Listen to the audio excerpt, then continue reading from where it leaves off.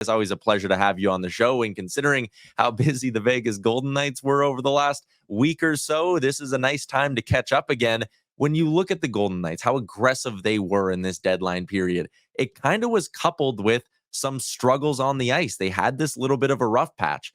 Do you think that rough patch was a signal to the front office that, hey, we need to change things up a little bit if we want to repeat? Or do you think they were always going to be this aggressive?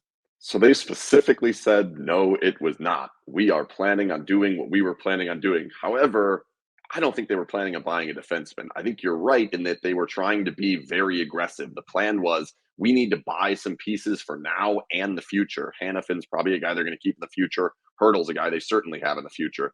But I think as they saw the defense kind of deteriorating, they're like, oh boy, maybe we should look down that path as much as we looking down the forward or the winger path. And that's how they end up with Hannafin, I think. But they definitely claim that this was the plan all along, that they were going to be very aggressive and that they couldn't allow, and it was a loss the night before that was a bad one. They were like, we're not going to allow that to change it. I do think that's fair. I just think the direction they went may have shifted a little bit over the past maybe month. Ken, I know that Bruce Cassidy is generally beloved by media members in every market that he goes. I played 4 years for the guy. And it's funny when him and I talked about Miromanov last year in Chicago, he said he saw some of the similarities in the relationship and the way he was trying to develop Miromanov at the NHL level. But my question, it is surrounding Bruce Cassidy, and I think it's no secret that I think Bruce has to win and has to win now, because I think his coaching style can wear players down pretty quickly. It happened in Boston, happened in the American League, happened a long time ago in Washington.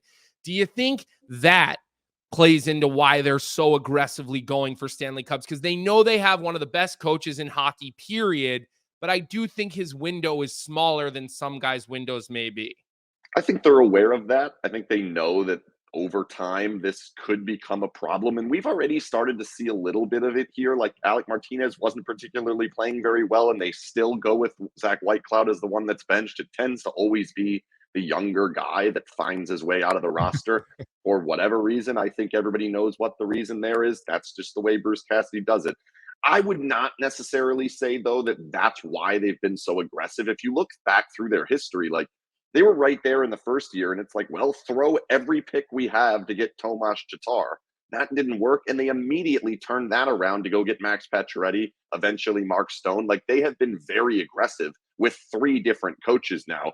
I think there is just a belief that we are close. We are going to continue to be close, and they've used the deadline in a way that not a lot of other teams have. They've used the deadline for their long-term future way more than we've seen from most teams. Mark Stone's a great example now. Tomas Hertl, Noah Hannafin, we expect to have the extension.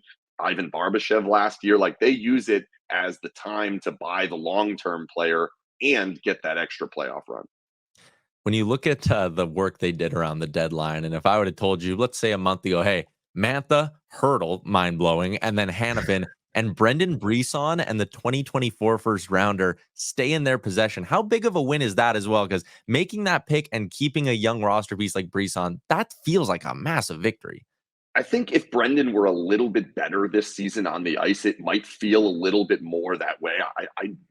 I don't really see a huge difference between maybe the Brisson or Edstrom and the 2025 pick as far as the Golden Knights go. They're probably not going to use it. Keeping the 24 pick is interesting because I have this sneaking suspicion that it was just off limits because of where the draft is, that probably the league, Foley, everybody's like, hey, we doing this thing in this wild, giant LED ball.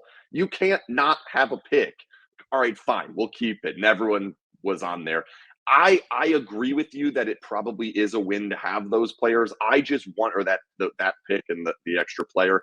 I just wonder, what value is Brisson going to have moving forward? Were we at his peak at his value now, based on him having a few points, having a few games under his belt? If he then goes an entire season next year and doesn't have as good of a season, or he hasn't really done all that much, if it does go downward, is that actually less valuable at next deadline than it was now? That's what I'm interested in, because you look at the cupboard and there's 2 first-round picks for 14 years there.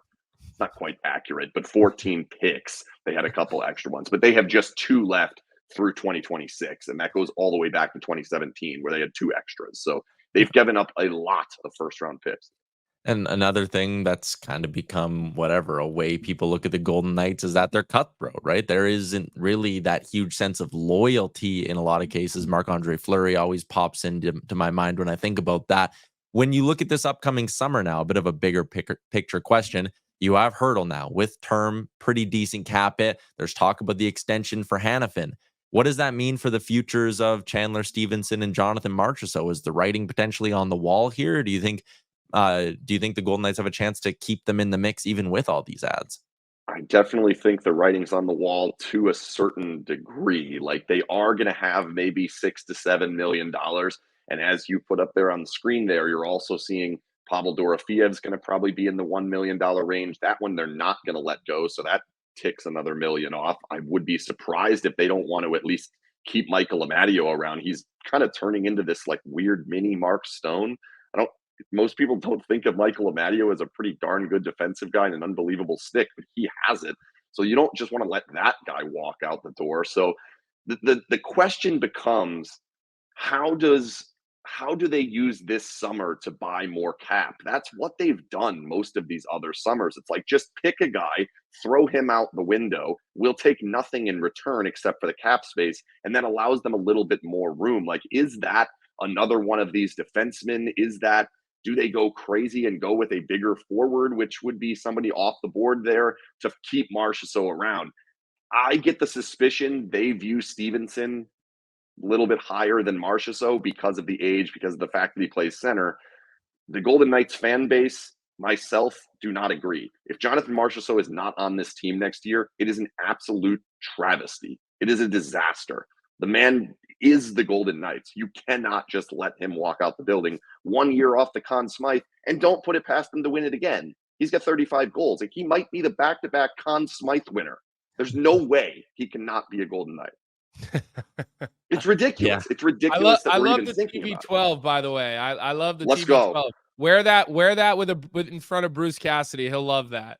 Oh, I do it all the time. He's never mentioned it, but he is unaware that I am on the Tampa side of the TB12, not the Boston side. And that's okay. The greatest of all time is the greatest of all time. He delivered me 1. You guys got your 6. I'm good. I'll take my 1. Ken Boehlke from Sinbin Vegas, man. It's always fun having you on the show. Thanks for doing this. Yeah, thanks for having me.